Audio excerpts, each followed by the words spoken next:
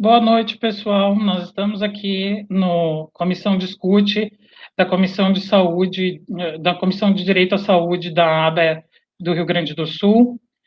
Eu gostaria, então, de iniciar o evento dessa noite agradecendo ao nosso presidente nacional, Dr. Esdras Dantas, ao nosso diretor da ABA do Rio Grande do Sul, Dr. Tiago Kidrick, e a nossa presidente da Comissão de Saúde, doutora André. A Comissão de Direito à Saúde da Associação Brasileira de Advogados é um grupo técnico na área de direito à saúde que visa promover o aprimoramento da cultura jurídica, então, na área de direito à saúde. E dentre os nossos projetos, nós temos o Comissão Discute, que é esse que busca a aproximação dos profissionais da saúde ou dos profissionais da área jurídica com o público geral, para fazer esse debate e essa troca de conhecimentos e essa informação para o público. E nessa noite nós vamos fazer, então, um debate sobre a Lei Geral de Proteção de Dados na área da saúde e como se adaptar a essa nova legislação. Eu gostaria, então, de apresentar os nossos convidados dessa noite. Nós temos uma grande honra, então, de receber o Dr. Felipe Emalman, que é advogado, conselheiro seccional da OAB do Rio Grande do Sul, presidente da Comissão de Direito da Tecnologia e Inovação da OAB-RS, membro do Comitê LGPD, coordenador do Núcleo Corporativo do Pereira e Malman Advogados, e ele atua na área de Direito Digital, prestando consultoria jurídica a e-commerces, startups e negócios com base tecnológica. Temos também a honra de ouvir essa noite o Dr. André Luiz Pontin, que é advogado, consultor, especialista no segmento de governança e compliance e proteção de dados. Ele tem especialização em compliance pela PUC-RS, pós-graduação em compliance na área da saúde pela ECN, especialização em Direito da Economia e da Empresa pela FGV, e é presidente da Comissão Especial de Proteção de Dados e Privacidade da OAB do Rio Grande do Sul e secretário-geral da Comissão Especial de Compliance da OAB-RS. Temos também um prazer enorme em receber o Dr. Paulo Cordeiro, que é advogado, especialista em Direito do Trabalho e Soluções Alternativas de Conflitos pela FADERGS, tecnólogo em Segurança Privada pela UBRA, membro da Comissão de Direito do Trabalho da ABA do Rio Grande do Sul, membro do Comitê LGPD, professor nos cursos Formação para Prepostos Trabalhistas, Ética na Advocacia e Publicidade na Advocacia, secretário-geral da Comissão Especial de Direito do Trabalho na OAB-RS e coordenador jurídico da Federação Brasileira do Bombeiro Civil. Então, boa noite a todos os nossos convidados, boa noite ao nosso público que está assistindo a nossa transmissão. Eu gostaria de fazer uma primeira pergunta, então, para o Dr. Paulo Cordeiro, com relação às relações trabalhistas e às adequações nessas relações trabalhistas em virtude da Lei Geral de Proteção de Dados. Quais são as mudanças que os gestores de recursos humanos vão precisar realizar? Por favor, doutor Paulo. Muito boa noite a todos. Primeiramente, agradecendo o convite da presidência dessa comissão. Muito obrigado, doutora Andréa, uma amiga praticamente de infância, pela confiança. Muito obrigado pelo carinho de sempre ao doutor Roberto, que também é um amigo, que a Ordem nos trouxe e agora a ABA nos aproxima mais ainda. A presença dos colegas de altíssimo nível, me sinto lisonjeado por aqui estar. E boa noite ao público que nos assiste, espero que seja um evento agradável. Bom, as mudanças, assim, parece que vai mudar tudo, né? E de certa forma vai, mas assim, parece muito mais difícil em algumas questões que as pessoas estão imaginando do que realmente é, e parece muito mais simples em outras questões do que realmente é. A mudança é profunda, ela eu digo, muitas vezes nas nossas reuniões, é uma mudança cultural, né? vai ter que passar pela mudança cultural e especialmente na área trabalhista, né? Porque é uma cadeia de informações, né? E a área trabalhista me parece que é a que vai de ponta a ponta na empresa. Então, os prepostos da empresa vão acabar comprometendo ou ajudando ao processo como um todo, né? Então, isso começa já desde o currículo que se envia para a empresa, né? Desde a parte de seleção. Tem algumas questões assim que o empregador vai ter que tomar cuidado, né? Já parte da documentação, assim. Certos dados que hoje a gente pede como padrão nos currículos são absolutamente desnecessários, até porque muitas vezes eles vão estar em outros dados da contratação. Então, nessa etapa de pré-contratação, eles não são nem um pouco necessários, né? Por exemplo, PIS, além do CPF, o CPF sim, mas RG, filiação, são dados que são desnecessários. Além disso, tem os dados sensíveis, né? E especialmente nessa parte de seleção, porque existe uma jurisprudência forte de seleção discriminatória, né, de contratação discriminatória, toda essa parte que envolve a subjetividade, né, raça, religião, filosofia de vida, qualquer aspecto subjetivo que não atenda à necessidade da vaga, ele deve ser completamente descartado já nessa fase de seleção. Também nós vamos ter que estar sempre respeitando a questão da utilidade dos dados, da necessidade, e aí dos princípios da LGPD, dois deles principalmente, finalidade e adequação dos dados, tá? Começa do começo. Depois, quanto tempo eu vou armazenar esse currículo? Tem que estar informado para o candidato. O candidato tem que concordar, né? Se eu posso utilizar o currículo dele para outras vagas, né? Se eu devo eliminar o currículo tão logo acabe a seleção dessa vaga, e se eu vou utilizar, quanto tempo eu armazeno, de que forma, e se ele pedir que eu demonstre para ele a segurança dos dados, eu tenho que estar pronto para isso, né? Então a gente tem que começar a ter uma política de minimização, né? E essa política começa pela revisão das políticas da empresa, da cultura, como eu falava antes. Dentro da cultura, nós temos uma questão de engenharia social, então, a se prestar atenção. Para começar com os canais de comunicação da empresa, então todo mundo que está, principalmente no RH, que está ligado a essa questão de seleção, e depois da administração do contrato também, tem que estar ciente das regras, as regras têm que ser rígidas no sentido de segurança mesmo, né, dos dados, para todos, todos que estiverem envolvidos naquele processo, em outros processos, né. Também tem que haver uma questão muito forte de treinamento, retreinamento, controle dessas informações constante e sempre uma comprovação da ciência das pessoas com relação a essas políticas. Então, aquele canal do Fale Conosco, de dentro das empresas, de endomarketing, ele tem que ser um canal muito mais efetivo a partir de agora do que era antigamente. Não adianta eu ter uma política de boas maneiras, uma política de proteção de dados, e eu não verificar se isso está sendo efetivamente cumprido, né? Na contratação também, aí passa a ver o tratamento dos dados sensíveis, que o Felipe vai falar mais adiante, também o André, mas que tem que se lembrar que tudo é dado, né? Então, desde a biometria não é só a digital, é o globo ocular ou a face, as informações, por exemplo, que a lei expressamente veda sobre filiação sindical, pode ser que a convenção coletiva, ou o acordo coletivo, ou o dissídio, exijam que a empresa saiba que a pessoa é filiada ao sindicato. Ela pode ter algumas proteções extraordinárias de convenção, e isso vai ter que ser tratado, embora a lei vede. Mas aí eu tenho uma outra finalidade para aquilo. E especialmente essa questão da finalidade, me avisa do tempo, por favor, doutor Roberto, se eu estiver esgotando. Essa questão da finalidade também é uma coisa importante para o gerenciamento daquele contrato de trabalho. Por exemplo, e isso já aconteceu, uma condenação na União Europeia recente, onde o empregador colocou câmeras em toda a empresa, né, e informou aos empregados que aquelas câmeras tinham a finalidade de segurança, ok? Não tem problema nenhum, e a jurisprudência brasileira trabalhista já afirmou que não tem problema, se não for no banheiro, no vestiário, ou alguma coisa que vai expor aspectos íntimos da pessoa, pode usar câmeras, tranquilo.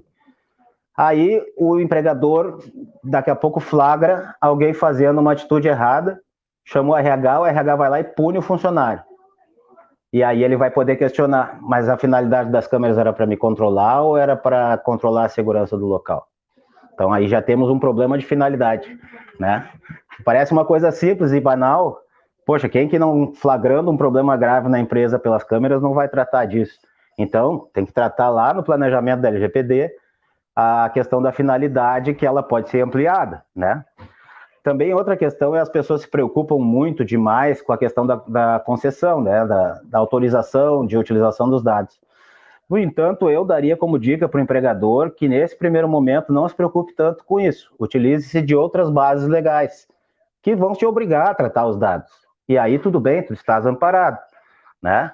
Aí, os dados sensíveis, sim, esses eu, por uma questão de segurança, eu faria com que houvesse a concessão, a autorização de uso, mas assim, de uma forma bastante completa, no sentido de registrar aquela autorização, de se fazer, então, um treinamento para aquilo e uma conscientização concreta, que a pessoa te dê um retorno dizendo, olha, entendi, compreendo, beleza, sabendo que ela pode tirar aquela autorização a qualquer momento. Mas, por exemplo, se eu precisar de dados pessoais sensíveis para o plano de saúde, eu vou ter que passar esses dados para terceiro, que é o plano de saúde em si, assim como é o sindicato, um terceiro. Bom, se ele não me autorizar a passar aquilo, ele tem que saber que ele vai perder o plano de saúde, porque são dados necessários. Então, esses cuidadinhos, assim, um conjunto de cuidadinhos que dá um certo trabalho, mas só até entrar, eu entendo, no fluxo e na política da empresa. Óbvio que mudar a cultura não é assim tão simples, né? Tem alguns outros cuidados interessantes aí, a questão da terceirização. Gravíssimo, né? Ainda mais agora que a terceirização é ampla, né?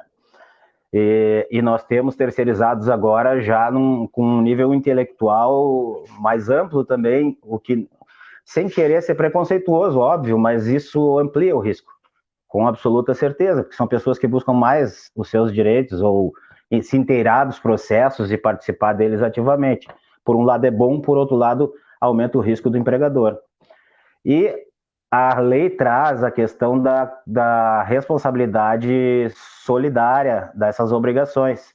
Então, quando eu contratar uma empresa terceirizada e o empregado dela tiver os meus cuidados, essa empresa tem que estar protegida também com relação aos dados que ela me transmite, que ela recebe, e também quem é que vai lidar com a biometria, com a filmagem da pessoa na recepção, com a coleta dos dados pessoais na recepção. É o segurança terceirizado, geralmente, né? O pessoal da limpeza que vai estar de mesa em mesa vendo informações, post-its nas telas do computador, tudo isso são dados, né? Então, são alguns cuidados e trabalhos específicos de proteção que vai ter que se ter. Já estou terminando. Outra coisa que a lei permite são as decisões automatizadas. Então, empresas grandes possuem decisões de RH que são automatizadas. E isso pode acontecer. Mas é importantíssimo que se atente que o artigo 20 da legislação de proteção dos dados traz a possibilidade de pedido de explicação, né? Então, uma decisão automatizada foi tomada, a empresa tem que estar pronta para explicar o porquê daquela decisão automatizada, e muitas vezes elas dão errado, né? Os algoritmos ali, às vezes, nos passam as pernas. Então, é um cuidado especial que vai ter. Na União Europeia, por exemplo, as decisões automatizadas obrigatoriamente passam por revisão humana. Nós aqui caiu isso aí, esse artigo, mas ele se manteve no sentido de que a pessoa pode pedir. Então, uma demissão por critérios objetivos, ela já virou subjetiva. Então, a integração do jurídico, do RH e da TI tem que ser ainda maior, né? E, por fim, a questão da competência, né? Se discute a competência para essas questões da LGPD, e hoje mesmo, numa reunião, nós falávamos sobre isso, eu e o Felipe, que sim, a competência da Justiça do Trabalho existe nessas questões, né? Nas questões que forem oriundas da relação de emprego, quem vai julgar é a Justiça do Trabalho.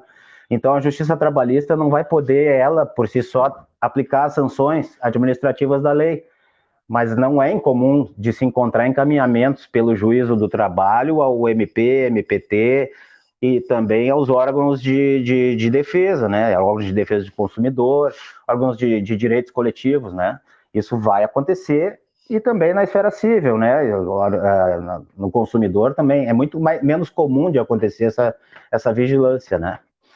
Só completando então a parte da terceirização ali para não passar batido, não só a questão da responsabilidade solidária das empresas na cadeia de dados, mas também há uma questão subjetiva aí de culpa em eligendo e culpa em vigilando, né? Eligendo é a forma como eu escolho a empresa que vai prestar serviço terceirizado para mim, e vigilando é a forma como eu cuido das obrigações trabalhistas das quais sou subsidiário, nessa questão trabalhista em si, né?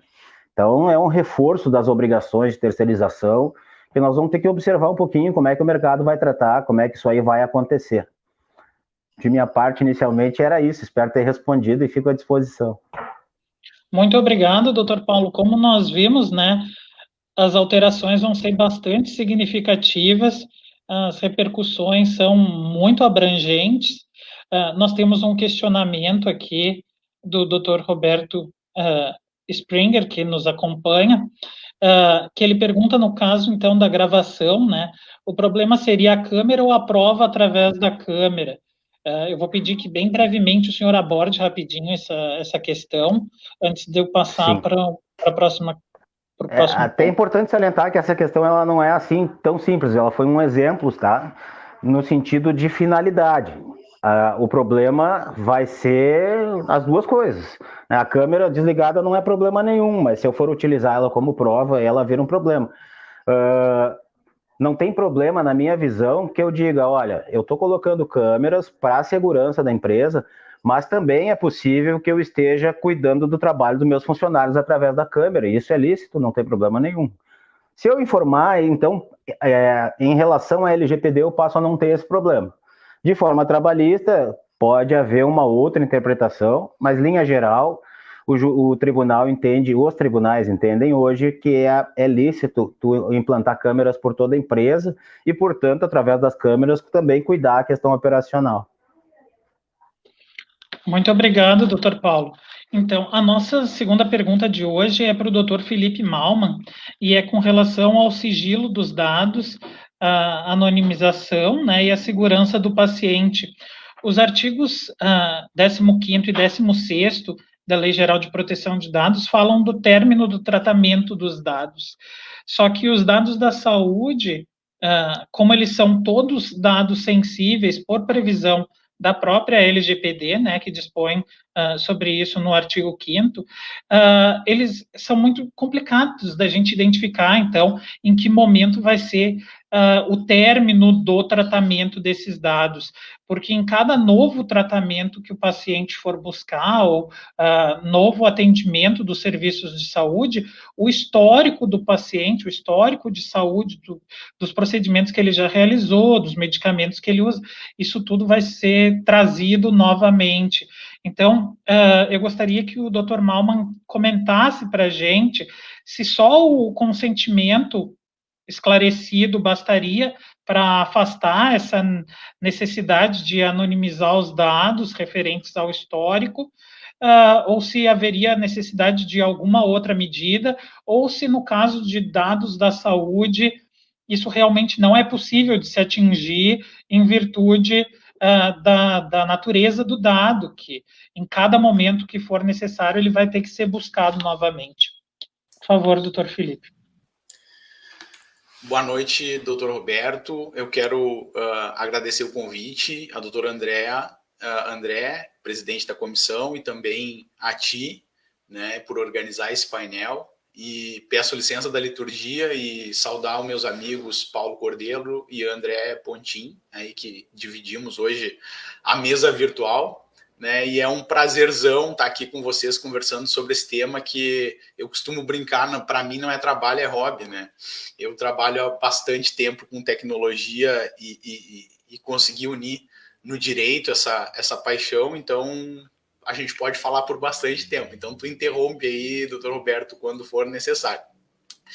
A questão da retenção dos dados, ela é sim importante do ponto de vista do titular de dados, que são os pacientes, mas ela também é importante para as unidades, seja para os hospitais, para as clínicas, para os laboratórios. Só que a gente tem que dar um passo para trás para entender de forma mais macro o objetivo da legislação.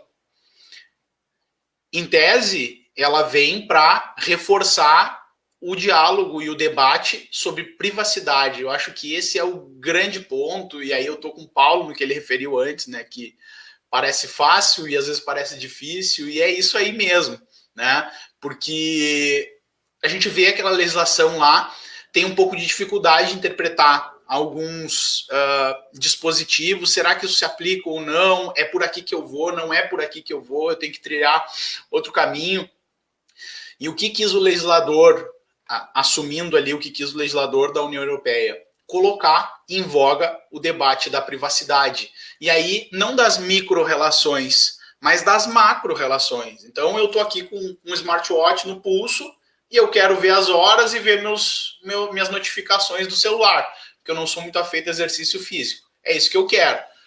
Esse smartwatch, ele coleta informações só para me dar o que eu quero, ou daqui a pouco ele está vendendo informações para planos de saúde para dizer se o Felipe é sedentário ou não e cobrar um pouco mais caro o plano de saúde. Então, essa aqui é a pegada, né? E eu começaria o raciocínio de por onde que a gente tem que trilhar por aí. O uso ético das informações e evitar o uso predatório, principalmente, né? Eu não vejo problema em utilizar o dado pessoal para o fim que eu me propus a utilizá-lo. O problema é, por exemplo, vamos citar o Facebook, que é um dos principais players em processamento de dados. Ninguém aqui nessa mesa sabe o que na íntegra faz o Facebook com os dados. E arrisco dizer que nem o próprio Facebook sabe o que faz com os dados, porque boa parte está na mão de algoritmos já. Então, nós temos que entender para que queremos os dados. Então, a retenção de dados, respondendo esse aspecto da pergunta, tanto para as empresas quanto para os titulares de dados. Lei Geral de Proteção de Dados não revoga outras legislações. Então, nós temos legislações próprias para isso, e isso é um baita de um problema que a gente tem para resolver nas organizações. Isso não é o profissional da saúde que vai resolver no dia a dia, na lida ali, no atendimento médico. Isso aí tem que ser uma decisão top-down, que a gente chama, né? A diretoria, o corpo diretivo que tem que definir com base em processo, tecnologia, seja uma implantação da adequação à LGPD, e aí a partir daí nós temos que fazer um esforço para incutir essa cultura e aí dar subsídios, dar ferramentas para os profissionais da saúde poderem trabalhar. E aí atendendo ao fim e aos anseios, às necessidades dos titulares, que somos nós, os pacientes, né? Então, sei que tinha uma decisão antiga lá que dizia que para alguns dados eram 20 anos, que tinha que haver a guarda. O STJ acho que está numa majoritária corrente de que são 10 anos, mas tem que analisar o tipo de documento, prontuário, o histórico do paciente, outros dados, né? Porque a gente pensa só no dado do atendimento médico específico. Mas daqui a pouco eu vou querer utilizar, por exemplo, eu quero saber quantos entraram com gripe na empresa para me poder provisionar ou aumentar leito, sei lá. Eu não preciso saber que foi o Felipe, o Roberto, o André, o Paulo que entraram lá gripados, só preciso saber que entrou gripe. E aí sim, eu trabalho com anonimização. Já entro nesse ponto, inclusive, que é bem interessante. Então, nós temos duas possibilidades aí nos players da saúde. Eu processar dados com e sem consentimento, tá? Eu penso que, regra geral, para o atendimento da saúde, é sem consentimento, tá? E já vou explicar por quê. Com consentimento, eu penso que aplica ali o que diz o inciso, deixa eu ver que eu anotei aqui para mim não mentir para vocês sem base, no inciso 1 do 11, tá? Quando o titular ou seu responsável legal consentir de forma específica e destacada para finalidades específicas. Beleza. Aqui eu penso assim, ó, a clínica, o hospital, sei lá, eu tenho algum programa que quer se comunicar com os pacientes, um programa de promoção à saúde, prevenção de riscos e outras doenças, e aí eu precisaria do consentimento do paciente para entrar em contato com ele, beleza, aí eu pego num termo apartado aqui no TCI, por exemplo, e poderia fazer constar esse consentimento. Agora, fora isso, onde há previsão legal, não tem por que eu criar mais dúvida no paciente e acabar criando um entrave desnecessário para a operação. Então, ali nós temos algumas opções que dão para o setor da saúde a possibilidade de tratar dados sem consentimento, tá? Expresso. No inciso 2 ali, a linha A, cumprimento de obrigação legal regulatória pelo controlador. Aqui eu já posso começar a compartilhar dados com o SUS para cumprir requisito legal, tranquilamente. Tem lá na F, tutela da saúde exclusivamente em procedimento realizado por profissionais da saúde, serviços da saúde ou autoridade sanitária. Tá aqui, terminou. Então, preciso atender porque a pessoa... E aí vem muitos exemplos, assim, preciso atender porque a pessoa chegou desacordada na emergência. Atende. Não há problema nenhum. Não há problema nenhum. Então, o consentimento, ele não é necessário se tiver previsão legal para a atividade. O que a gente tem que começar a pensar no consentimento é se eu vou precisar compartilhar dados daqui a pouco com empresas terceiras ou algum terceiro que vai prestar um serviço para mim enquanto diretor do hospital, vai prestar serviço para o hospital. Bom, esse terceiro, aí nós vamos, dependendo do tipo de serviço, a gente vai ter que recolher um consentimento, sim. Mas aí tem que analisar cada caso. Mas a questão que mais me seduz nessa provocação que tu fizesse, doutor Roberto, é quanto ao consentimento ser necessário ou não para afastar a anonimização, né? A obrigação de anonimização. Eu não entendo como existente a necessidade, na maioria dos casos, para o atendimento fim, a necessidade de anonimização. Por quê? A anonimização eu vou capturar alguns dados correlacionados à minha pessoa, por exemplo, e eu vou me tirar dessa equação. Então, ninguém mais vai saber que foi o Felipe, que foi o exemplo que eu dei antes. Sabe-se que houve alguém atendido por gripe, mas não se sabe que foi o Felipe. Anonimizou. Tá? Eu não preciso ter dados anonimizados para fazer esses atendimentos. Eu preciso anonimizar os dados se eu quero, aí daqui a pouco, compartilhar esses dados com empresas parceiras, por exemplo. E aí, posso citar o exemplo do plano de saúde, mas pode ser mais um monte de outros exemplos. Se bem que planos de saúde têm um registro, uma vedação, que eles não podem usar essas informações para onerar aí os seus usuários, né?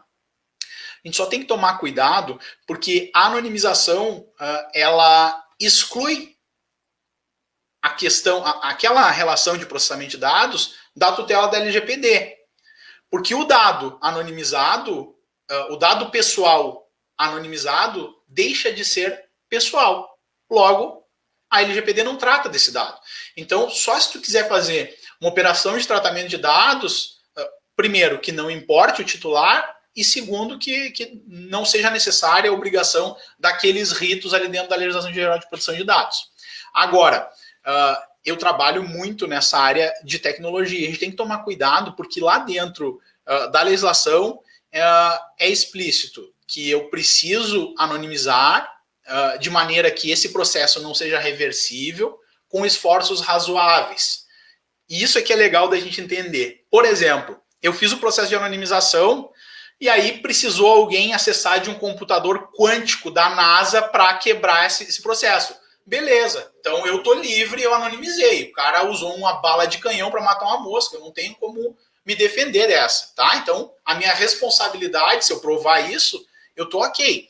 O problema é que os incidentes de vazamento e de invasão, eles acontecem com ferramentas que tu encontra em fóruns da internet.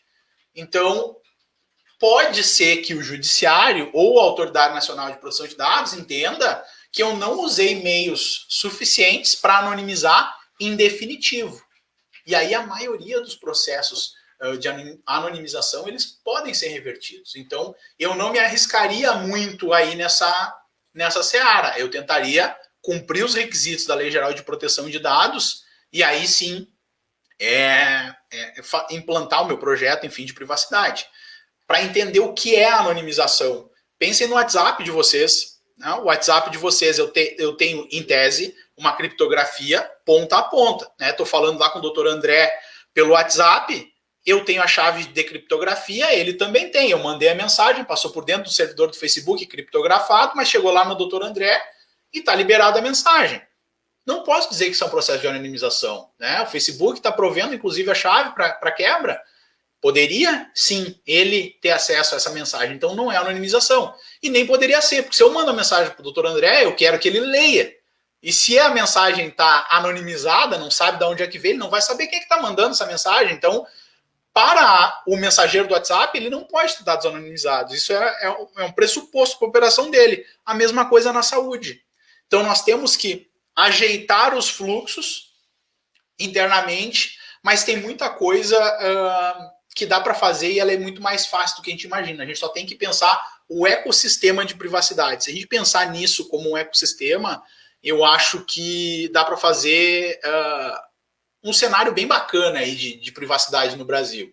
E aí, as unidades de saúde, elas têm que pensar, nesse momento, em ter profissionais na operação para chefiar esse tipo de projeto que tenham conhecimento em direito, em tecnologia e em negócios. Tá? E tu pode ter alguém responsável por isso e reunir vários profissionais dessas áreas. Mas se tu não conseguir fazer eles conversarem entre si, vai dar problema, tá? Então, um profissional que ele entende muito de direito, mas não entende tecnologia de negócios, ou entende muito tecnologia, não entende direito de negócios, ele provavelmente, é o que eu tenho visto, ele vai puxar muito freio de mão. Então, ele vai ser muito mais rígido do que a Lei Geral de Proteção de Dados prevê, e aí tornando o negócio menos competitivo. Então, nós temos que buscar um equilíbrio e buscar a proteção da privacidade. Então, essas seriam as minhas considerações, doutor Roberto.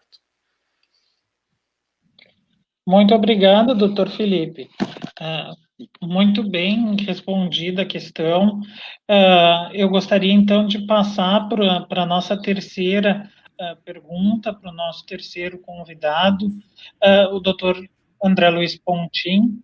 Eu gostaria de perguntar, então, doutor, para diferentes instituições, tá? Para um hospital, para um plano de saúde, para pequenas clínicas e consultórios, como vai ser diferente em cada uma dessas organizações a adequação à LGPD, quais são as medidas necessárias para o compliance, como é que, então, o tamanho da instituição vai fazer alguma diferença, não vai fazer alguma diferença? Nós já vimos alguns comentários se vai ser necessário, então, um Data Protection Officer dependendo do tamanho da organização, só que essa questão não está resolvida. Então, eu gostaria que o senhor nos explicasse aí como é que vai ser diferente para cada uma das instituições de saúde, porque é um guarda-chuvão, né? E nós temos uma questão que eu acho que entra aqui também, que foi colocada nos comentários, que é o seguinte: nos casos dos planos de saúde, é recomendado atualizar todos os contratos vigentes para se adequar à LGPD, e quais são os riscos? Então, assim, deixar essa primeira provocação com relação à diferença da adequação em diferentes instituições e pedir que o senhor, ao final, aborde essa questão aqui que eu posso voltar a compartilhar na tela. Muito obrigado. Boa noite. Boa noite, doutor Roberto. Queria inicialmente agradecer a possibilidade de participar desse evento da Comissão de Direito de Saúde da ABA, agradecer especialmente a presidente da comissão, a doutora Andréa, pelo convite, ao doutor Roberto, que está conduzindo esse debate, né, o vice-presidente da comissão, aos nossos colegas, né, doutor Felipe Malman, presidente da Comissão de Direito e Tecnologia, colega também do Comitê de Direito Digital da OAB, o doutor Paulo Cordeiro, membro do comitê aqui da LGPD e da Comissão de Direito e Trabalho também da ABA. Eu queria só dizer que, para mim, é muito importante estar nesse fórum conversando com vocês. Semana passada nós tivemos um evento, o Congresso Nacional da Comissão de Compliance da ABA, com a presença do Dr. Esdras, do Dr. Tiago e do Dr. Ricardo Breyer. Então, esse relacionamento entre instituições dos advogados, a OAB e a ABA, é para a gente realmente algo muito relevante. A gente tem buscado, na medida do possível, fazer essas conexões, né, sempre que a gente consegue. Com relação à pergunta, eu já gostaria de iniciar dizendo que, quando se contrata um advogado, normalmente o que se quer dele é uma resposta objetiva. Doutor, eu posso ou eu não posso? Se eu não posso, o que eu preciso fazer? Se eu posso, como que eu posso fazer?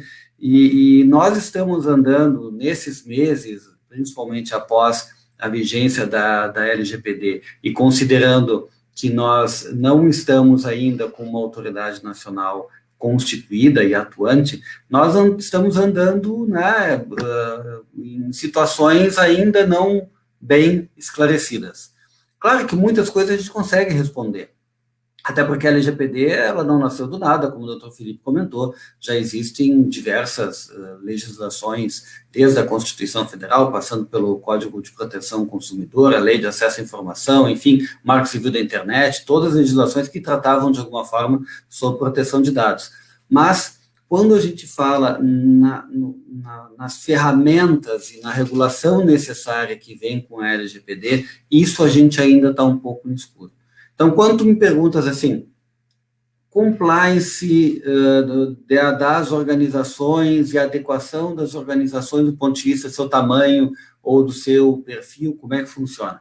Nós, eu diria aqui, profissionais que atuam no segmento de compliance e que entendem a adequação LGPD como um compliance de dados, ou seja, algo muito próximo ao sistema de gestão de compliance, mas com um escopo muito específico na questão da proteção dos dados pessoais, nós entendemos, procuramos entender esse sistema dentro da lógica que nós já tínhamos determinado, né, ou já tinha, de alguma forma, se organizado com relação aos programas de gestão de compliance. Então, a primeira regra que eu tenho convicção que se aplica também à adequação ao LGPD é uma regra básica que a gente diz com relação ao compliance. Não existe um programa de compliance igual ao outro. Mesmo no mesmo segmento, mesmo com empresas muito parecidas, mesmo entre dois hospitais, entre duas clínicas, entre dois laboratórios, o programa de compliance, o sistema de gestão de compliance dessas organizações vai ser necessariamente diferente, porque a base do sistema de gestão de compliance é a gestão de riscos, né? E os riscos, eles são individuais, de acordo com o modelo de negócio de cada organização, do apetite de risco de cada organização, as condições de governança de cada organização. Então, 2 hospitais no mesmo município, com os mesmos clientes, com o mesmo tipo de operação, vão ter programas de compliance diferentes. É a mesma lógica, eu entendo, quando a gente trata da adequação à LGPD, porque mesmo podendo muito ser semelhantes, eles nunca serão iguais, certo? Então, pacote do ponto de vista de adequação à LGPD é tão inviável quanto o pacote do ponto de vista de sistema de gestão de compliance. Mas, voltando à questão do compliance, o decreto regulamentador da lei anticorrupção no Brasil, ele elenca uma lista de parâmetros pelos quais a gente considera um programa de compliance pode ser efetivo, né? Que são 16 itens listados pela legislação, que são os que a gente normalmente conhece como pilares, enfim, com algum detalhamento, né? Então, comprometimento à autodireção, existência de políticas, canais de denúncia, análise periódica de riscos. Eu não vou me ater a isso, porque o importante aqui é que o próprio decreto, num dos parágrafos do artigo 42, ele já traz a necessidade de adaptação ao se referir à necessidade de ser considerado o porte e as especificidades de cada organização. Então, quando nós falamos de compliance, isso já está na lei, né, no decreto regulamentador, em que ele diz, olha, de acordo com a quantidade de funcionários, de colaboradores, complexidade da hierarquia interna, quantidade de departamentos, diretoria, o fato de ser microempresa ou não, isso tudo vai ser considerado e depois é explicitado numa norma regulamentadora, em que ela diz, olha, para esse aspecto específico aqui, um programa de compliance é considerado efetivo numa microempresa, mas ele pode não considerar os 17, tem 5 ou 6 itens em que não é necessária a consideração. Mas, André, né, nós estamos falando de LGPD, a gente não está falando de compliance. A lógica que eu quero colocar é a mesma, e é uma lógica que nós precisamos nos agarrar a ela na medida em que nós não temos uma autoridade, e uma autoridade nacional de proteção de dados nos dizendo exatamente como vai ser essa diferenciação. Então, na ausência dessa autoridade, nós utilizamos as mesmas estruturas que já estão para um programa de compliance, um programa de gestão de compliance. Bom, então, nesse sentido, a resposta objetiva é a lei, não a lei. Lei Geral de Proteção de Dados Pessoais, não indica diferenciais, salvo ali, quando ela fala em segurança e boas práticas, tem um parágrafo genérico que diz que a autoridade nacional vai dizer como isso vai acontecer, certo? Então, hoje, tu me perguntas assim, eu tenho um consultório, uma clínica, um hospital de pequeno porte, um hospital de grande porte. É lógico que não serão iguais, mas terão que ter indicativos de todo aquele conjunto de ferramentas que está previsto na LGPD. É diferente, claro, um hospital de grande porte, provavelmente, ele vai ter um contratado, um encarregado contratado especificamente para essa função, ou vai terceirizar essa função.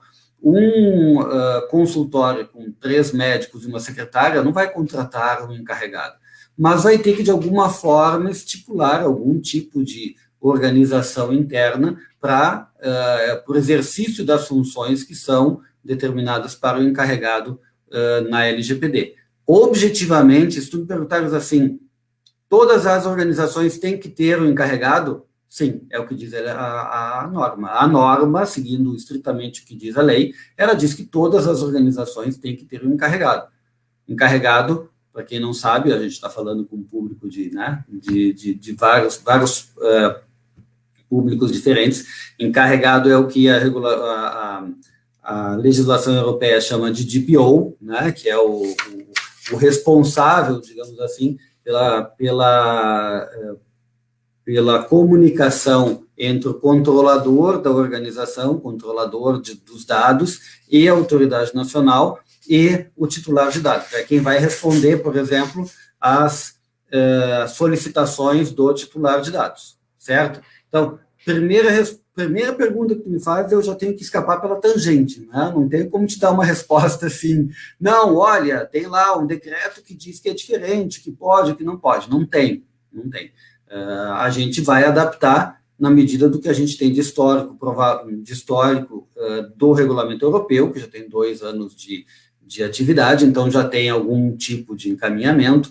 Nós vamos tentar adaptar o que o modelo da ISO nos determina, então a ISO também já tem isso, a ISO 27001, a ISO 27701, todo o conjunto da família ISO, ela já tem, de alguma forma, alguns condicionantes que indicam o que uma pequena organização tem para poder fazer diferente, mas é importante a gente lembrar que a lógica, como o Dr. Felipe comentou, a lógica é a mesma. E se a gente atentar a essa questão, as grandes perguntas estarão resolvidas, né? Por que eu preciso fazer? Será que eu preciso ou não preciso fazer algum tratamento de dado ou ter algum dado pessoal dentro da minha organização? A pergunta é seguir os princípios da LGPD. Eu tenho necessidade, eu vou utilizar isso para alguma coisa. Para a finalidade que esse dado me foi concedido, eu preciso ficar com ele realmente? Então, são perguntas que, usando a boa-fé e usando o princípio principal, o principal princípio da LGPD, que é a autodeterminação informativa, ou seja, a capacidade que o titular de dados tem de determinar, não, como disse o Dr. Felipe, consentir com tudo, mas na medida em que ele não tem a necessidade de consentir, ele tem outros direitos em que ele precisa ser respeitado com relação à transparência, com relação a ter seus dados atualizados. Então, A lógica da LGPD, ela não é uma lógica estranha ao bom senso do ponto de vista de gestão. Se nós considerarmos realmente e nos colocarmos no papel do titular de dados, né, nós vamos ter as melhores respostas. Então, assim, gente, eu não, quanto tempo a gente tinha mesmo, que já me perdi aqui, nós já passamos 10 minutos, né? Tem mais 2 minutinhos? Vamos lá. Não, olha só, vamos lá, rapidamente, olha só, tentem se colocar, eu diria assim, ao pessoal da gestão das organizações de saúde que estão nos ouvindo. Tentem nos se colocar do outro lado do balcão. Eu entendo que o lado empresário, o lado empreendedor, ele vai justificar, e eu acho que racionalmente é justificável, dizendo, puxa, eu não consigo me adequar da mesma maneira que uma grande empresa.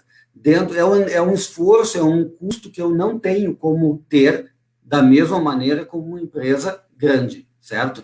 Mas, e nesse contexto até poderia ser razoável a gente pensar que, puxa, pequenas empresas podiam ser poupadas pela lei, por que nós somos obrigados a fazer isso? Por que o consultório médico é obrigado a ter todo um procedimento de segurança? Mas o que eu sempre proponho é que as pessoas se coloquem do outro lado do balcão. Se os seus dados fossem vazados, você deixaria de exigir que a empresa fosse punida só porque ela é uma empresa de pequeno porte? Se você fosse vítima de uma fraude, você ia pensar diferente conforme o tamanho da empresa que te prejudicou, né? Porque que deixou vazar os teus dados e com isso você foi vítima de uma fraude. Então, se nós pensarmos nessa lógica, na lógica do titular de dados, e todos nós somos titulares de dados, a gente vai ver que se é necessário algum tipo de compreensão pelo tamanho das organizações, né, e principalmente pelo impacto que elas podem gerar num número muito maior de pessoas, não é possível se pensar que alguma organização vai ficar isenta da LGPD. Isso é fato, né? Se alguém está pensando que por ser uma pequena empresa, por ser uma microempresa, por ser uma MEI, vai ficar isenta da LGPD, de jeito nenhum. Vai ter alguma adaptação, mas nunca vai deixar de ser aplicável a LGPD àquela organização. Bueno, a LGPD tem uma previsão de aplicação de multa gradual. Está previsto ali na LGPD. Nós não sabemos ainda como isso vai se comportar, porque, de novo, a autoridade nacional que vai ter que nos dizer isso.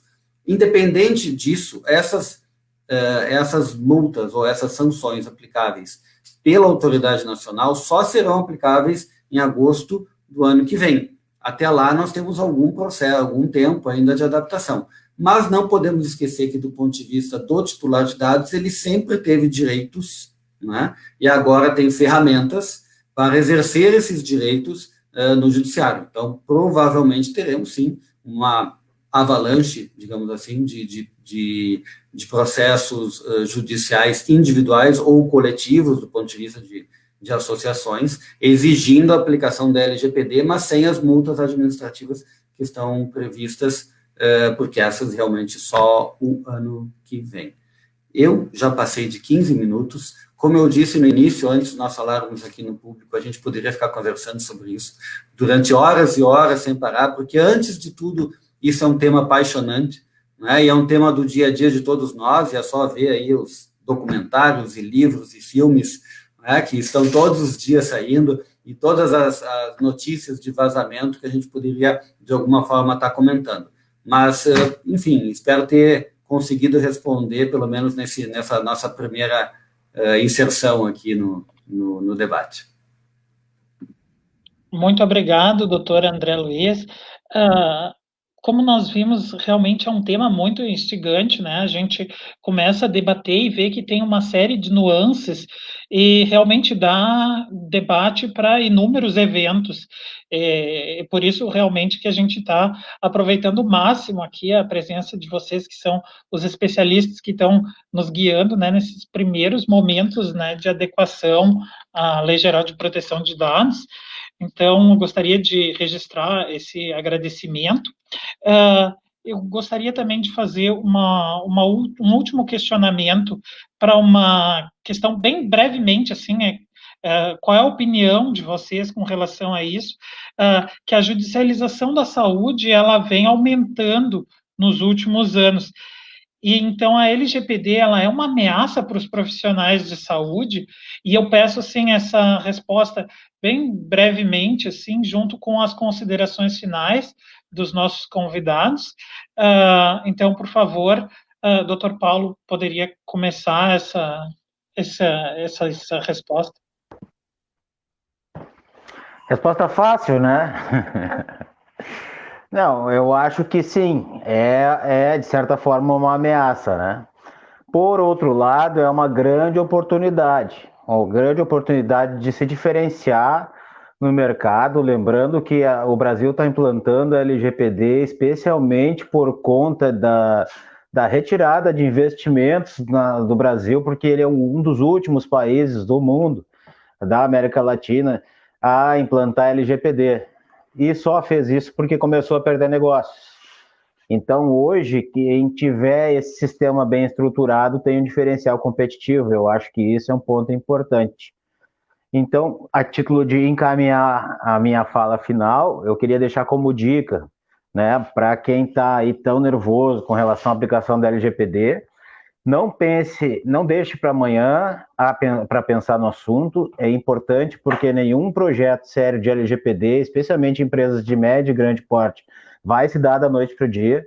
Ele é um processo que pode levar meses e até anos, né? Ele é um processo que necessariamente vai ter que ser feito por etapas, vai ter que haver uma compreensão da cultura da empresa, um conhecimento geral dos dados, um mapeamento posterior disso, e num primeiro momento é compreensão mesmo, é colocar nota de quanto aquela empresa está adequada, está em compliance com a LGPD, né?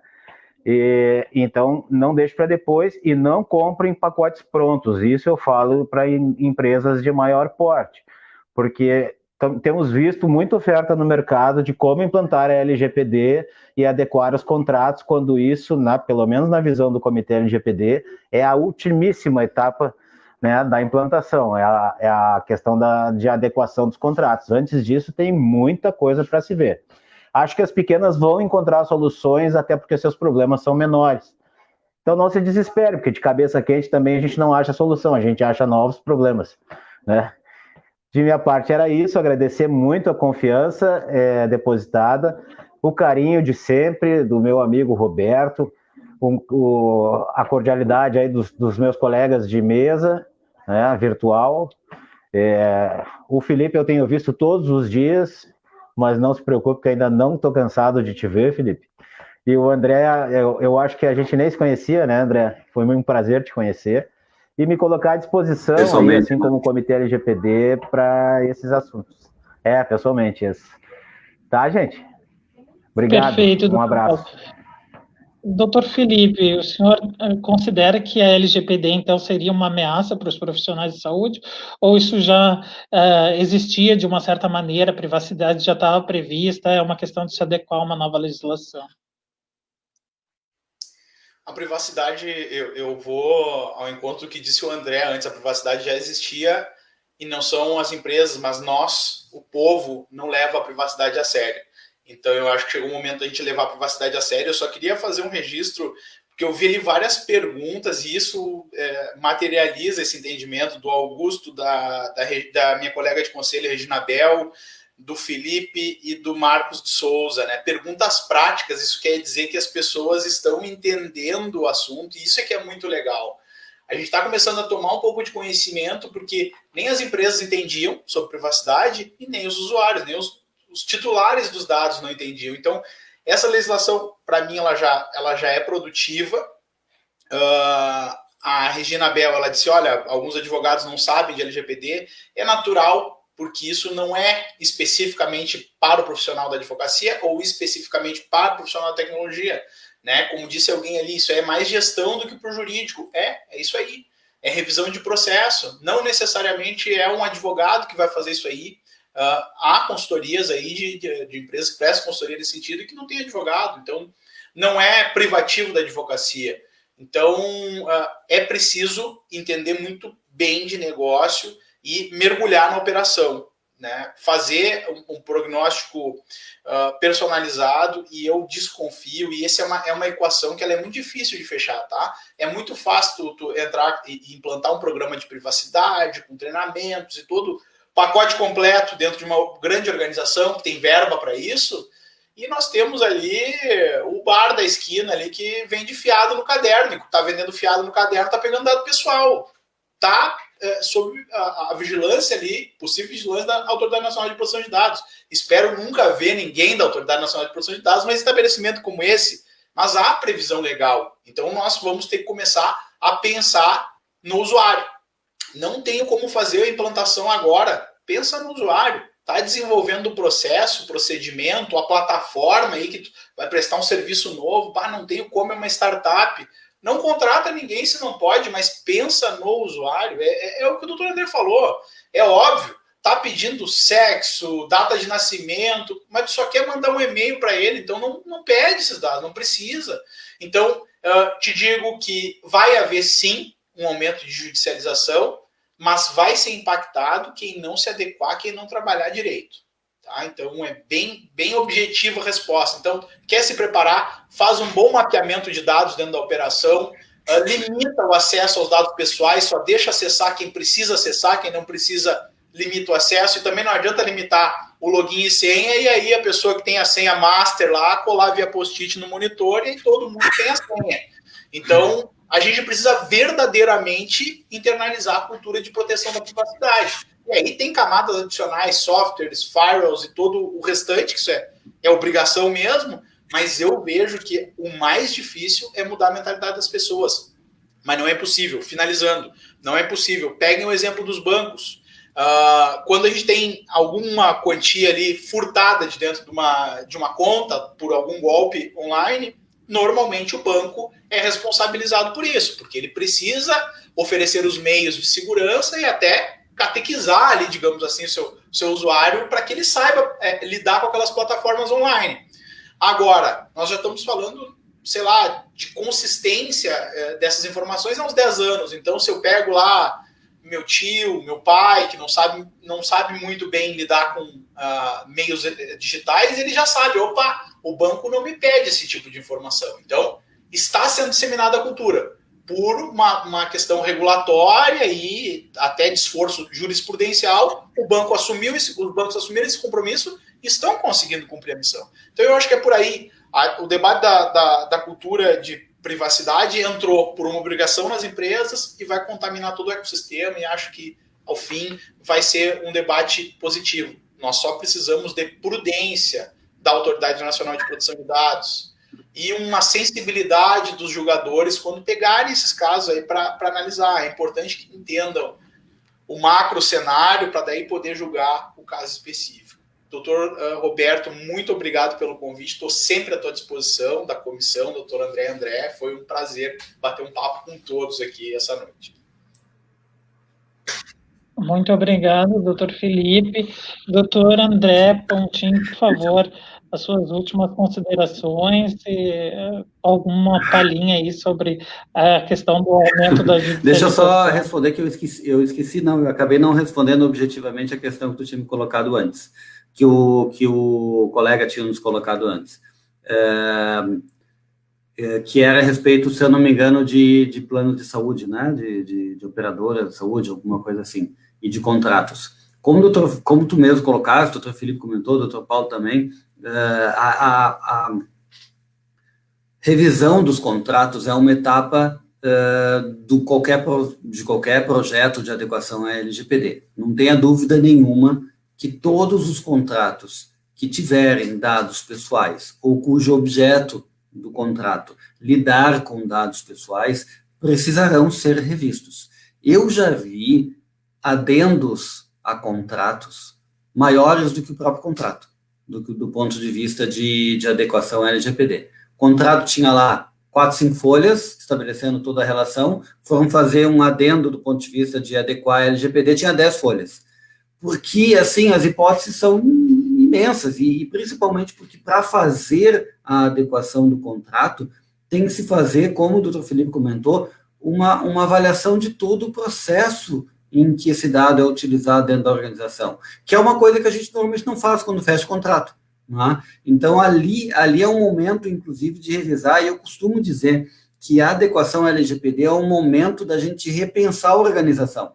É por isso que é tão legal, porque quando a gente começa a entrar dentro da organização e dos dados que ela tem à sua disposição, provavelmente um percentual importante daqueles dados que estão ali dentro do banco de dados digital são inúteis, são lixo, só estão ali para ocupar espaço. Né? E é importante a gente fazer isso, e então, do ponto de vista de eficiência no final do processo de adequação, a eficiência da organização necessariamente vai melhorar. Um item que a gente não falou, e que aí, dependendo do público que está nos ouvindo, talvez seja algo novo, espero que não, mas enfim, quando a gente fala em adequação LGPD, nós não estamos falando em dados exclusivamente no meio digital. Por favor, meio papel também tem que se adequar. Se aquele médico que está nos ouvindo tem ainda prontuário escrito no papel, aquilo é um documento que tem que estar adequado dentro do ponto de vista da LGPD.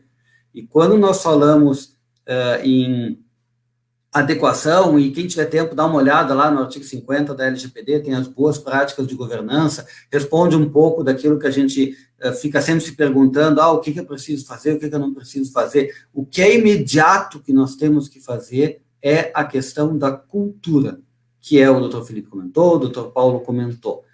Não adianta eu gastar milhões com um firewall ali dentro do sistema, com antivírus de última geração, com um sistema de rede interna, com acessos muito bem cuidados de cada um, se aquele prontuário está disponível para a secretária, está disponível para todos os colaboradores, está disponível para todos os médicos que atendem na instituição, e eu não tenho como saber, não tenho rastreabilidade nenhuma para saber quem teve acesso a ele, e sem uma cultura interna de proteção de dados, qualquer um pode pegar aquela informação que está ali e comentar na padaria, comentar em casa, com a família, né? E a gente sabe como essas coisas se disseminam. Nós já tivemos agora, há poucos anos atrás, exames da esposa de um presidente da República que acabou num grupo de WhatsApp, e a partir daí foi para o mundo. Então, vamos lá, quer exemplo melhor do dano que isso pode causar e principalmente do dano à reputação da organização que isso pode causar, porque a gente não está falando aqui exclusivamente em seguir a lei por conta das multas que a gente pode ser submetido ou das sanções que pode ser submetido pelo não cumprimento da norma. O principal dano, e se isso ficar, se os gestores tiverem isso em mente, eles vão saber o que fazer. O principal dano que um médico, que uma clínica, que um hospital pode ter, não é a multa que a ANPD vai dar no caso de vazamento. É o fato da reputação dessa organização ir por água abaixo do ponto de vista de segurança de dados.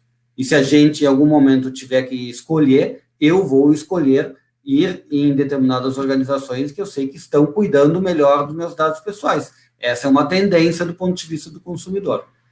Enfim, como eu disse, a gente iria falar a noite toda, e principalmente falando com pessoas que gostam do assunto, a gente estaria batendo papo aqui a respeito disso. Judicialização é um problema? Provavelmente sim, do ponto de vista de que nós não temos uma NPD para resolver as coisas administrativamente.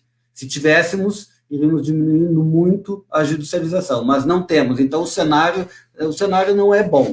O cenário é uma avalanche, como nós tivemos no início do Código de Defesa do Consumidor, em que teve uma avalanche de pedidos até que o mercado pudesse, de alguma forma, se estabilizar. Então, vamos ter pedidos de titulares de dados querendo saber quais dados tem na nossa organização, o que a gente faz com ele, por quanto tempo, por que a gente tem.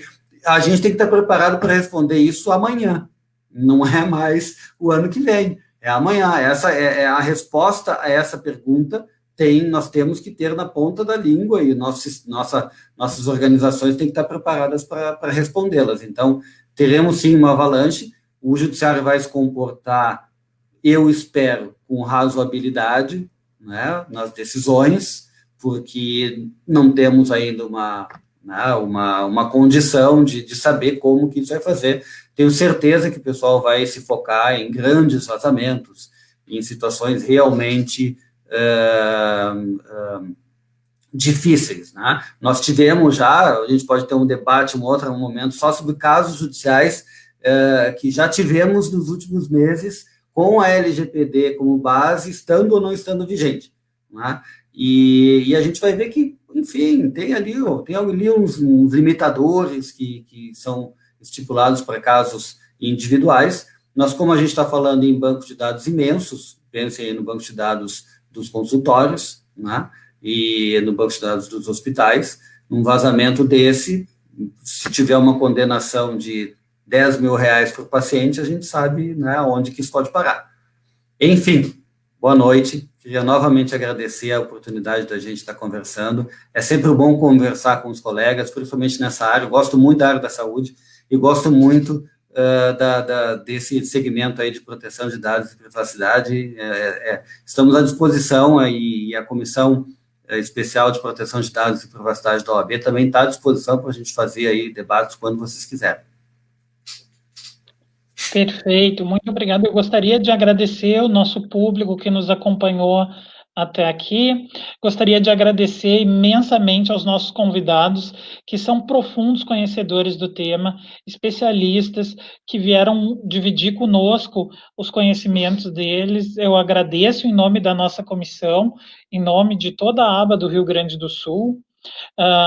Realmente vocês abrilhantaram a nossa noite, agregaram muito conhecimento e com certeza nós faremos outros convites, né? Vamos aproveitar então a sapiência de todos vocês para fazer outros debates, porque esse tema, como nós vimos, ele é efervescente, ele está levantando uma série de questões, engajando o público, como o Dr. Malman bem comentou, nós tivemos uma série de questionamentos, nós temos, então, a obrigação, eu diria, né, de tentar esclarecer a população, esclarecer os profissionais de saúde sobre como essa legislação vai afetar, então, as relações no sistema de saúde. Muitíssimo obrigado a todos e boa noite. Boa noite, pessoal. Muito obrigado. Boa noite.